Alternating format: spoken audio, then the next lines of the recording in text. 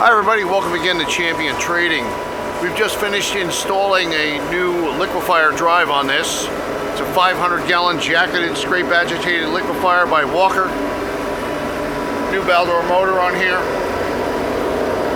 We're running at 440 volts. There'll be a guard on there. I just want to give you a good look at the coupling and the seal assembly. Holding nicely.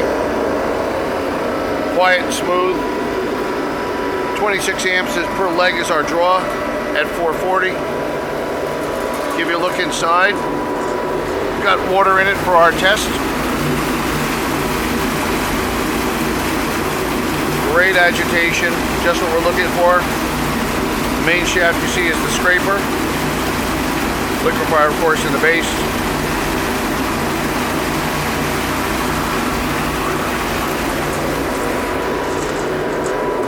We have lots of liquefiers and process equipment in our inventory, so we do hope you'll visit our website at www.champtrading.com.